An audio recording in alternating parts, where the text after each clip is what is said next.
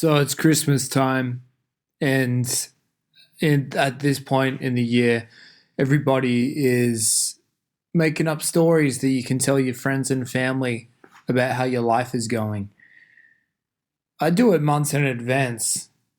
I anticipate, all right, I'm seeing these people. These are the type of questions I'll be getting.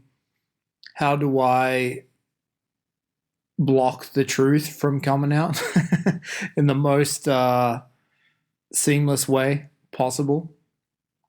And it's not like it's not like I've got, a nightmarish internal struggle happening, but it's a more of a case where it's just like I've committed to telling everybody that everything's fine and everything's under control.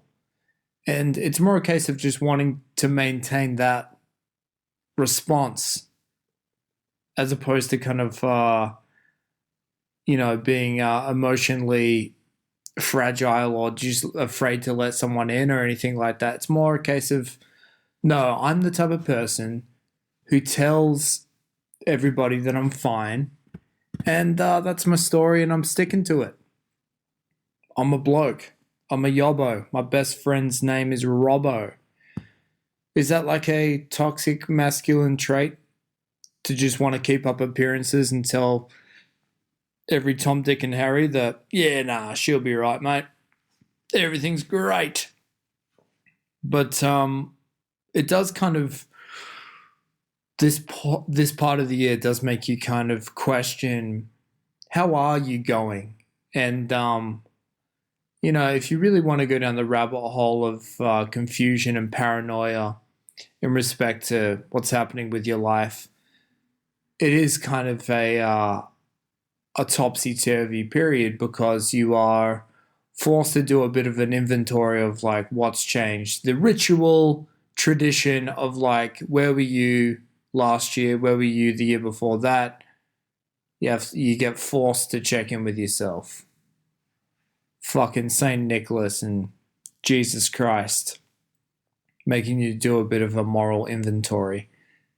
But I feel like the way that my neuroses work is that you have kind of like your the things that you do legitimately feel like you've got under control in your mind, where you're like, okay, I could be wrong, there's a chance I could be wrong, but as long as I'm not feeling too paranoid, here are the collection of things where I'm like, yep, that's under control, these parts of my life.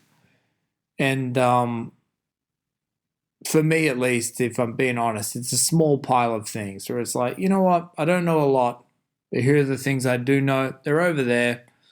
Check them out. Ask me about any of that shit. I know it back to front, left to right, front to back. And that's the stuff you have under control. Then the next pile of stuff is like the conscious pet projects that you've got on the go. So you'd be like, Spanish is really kicking my butt still. Jesus Christ, trying to figure out the pronouns in Espanol.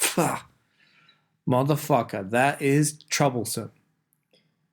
These are the projects that are works in progress. You are working on them, but ultimately, they're pet projects. They're inconsequential. You're allowing yourself not to have a grasp of this and admit that you don't have it under control, because ultimately, what does it really matter how well I can speak Spanish? It's just a bit of fun, but it's a nice thing to wheel out at a Christmas party with the friends and fam. You can be like, ugh, that's driving me up the wall, and I'm still trying to complete my tax return from last quarter. Jesus H. Christ. Those things are kind of like the things you wheel out to be like, yeah, I'm a human. I've got troubles, just like you. So that's a kind of, again, another small pile of things. And then for me, with the neuroses, there is kind of like a fucking mountain off to the side that's kind of cloaked in darkness Because I think the mysterious thing about that mountain is that you're like, I'm pretty certain of all the things that are going on in my life that are complete chaos, chaotic and could break at any moment and cause massive amounts of distress to me and people around me. However, you know what? It's grown into such a massive fucking pile. It's like a teenage boy's bedroom with all the fucking clothes just in the middle piling up. And at a certain point, the pile becomes so big, you're like, I can't even look at that anymore. So you're unaware of like, you maybe have some awareness of how the pile started. You've got your I don't know, your lacrosse training gear at the very bottom of it. But you were sweating in that fucking lacrosse training gear, and now that sweat is permeating through the other clothes. It's getting moldy. And then the pile is just, it's this organic breathing thing where new problems are being created because the original OG problems are being neglected, and they're having they're having problematic sex with each other, is what I'm trying to say. And they're having new babies, new problems that they exist within you. It's like Venn diagram problems. It's like you got this problem and that problem. They're smushed together on your bedroom floor, and they've created a new kind of hybrid problem, and you're not even willing to look at it. And that's really the ultimate problem. So that's not good, right? You have this kind of like, you shudder every time you think of it. You're like, oh my God, that's just sitting there waiting for me to contend with. And yeah, but when someone says, how you going? I said, doing great, mate. Everything's under control, apart from the old Espanol. Yeah, you pretend that everything's great. Because that's what I do. That's the line I'm sticking to. And then also, like, honestly, have you ever, I think we've all from time to time thought, you know what? I'm feeling a bit fruity today. Let's open up. Let's just, it happens to me once every 5 years. Someone says, how you doing? I'll say, here's how I'm doing. And then I'll elaborate on some part of that black mass of anonymous problems that exist within me that I'm ignoring just so I can plod through each day. You'll drop that on them, and and you can drop it on them in a sober, neutral way, just being like, all right, looking for solidarity, but also maybe a bit of help here. A little help, please.